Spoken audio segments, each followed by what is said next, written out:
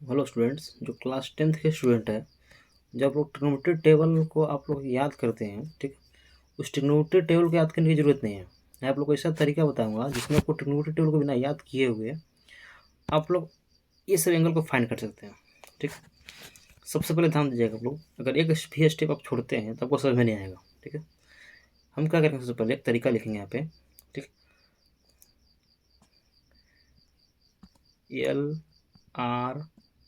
LR4 clear है, ये आपका आर है। एल का मतलब हुआ लेफ्ट, आर का मतलब हुआ राइट। क्लियर है, एल का मतलब हुआ लेफ्ट, आर का मतलब राइट। ये आपका हो गया sine theta, cos theta, tan theta, cot theta, sec theta, cosec theta. ध्यान देना सब लोगों, ठीक है। Sine, cos, tan, cot, sec, cosec theta. ठीक है, एग्जाम्पल में सबसे पहले आपका आता है 0 डिग्री, इसके बाद आता है 30 डिग्री, 45 डिग्री, 60 डिग्री, 90 डिग्री। ठीक है, ध्यान दीजिए आप लोग, ये आपका डिग्री है।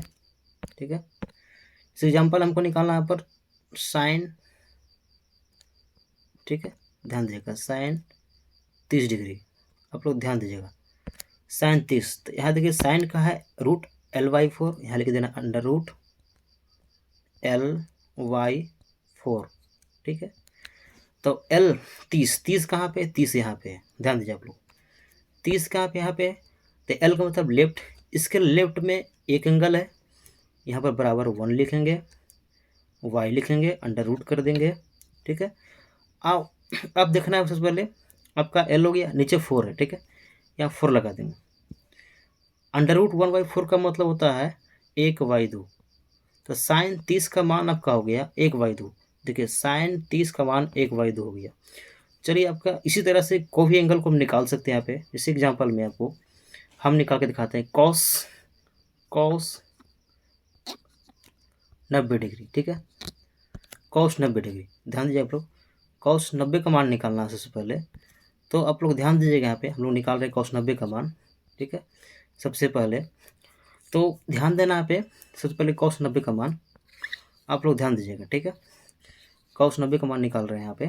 ठीक है, तो कॉस में देखिए R/4 है। ठीक है, कॉस में क्या है आपका R/4 है। ध्यान दीजिए आप लोग, कॉस में है R/4। ठीक है, तो हम लोग क्या करेंगे, यहाँ पे कॉस में लिखेंगे अंडर रूट R/4। ठीक है, R। ठीक है, अब देखना है कॉस 90 का आपका R। ठीक है, राइट। ठीक है, सबसे पहले 90 का R देखना आप लोग सबसे पहले।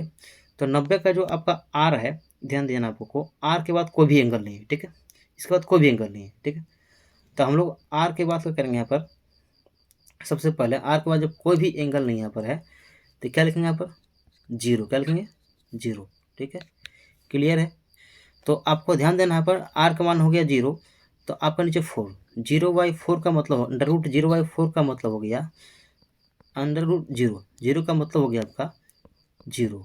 तो कॉस 90 का मान देखिए आप लोग, कॉस 90 का मान है 0। आपका ये मान निकल गया। थैंक्स।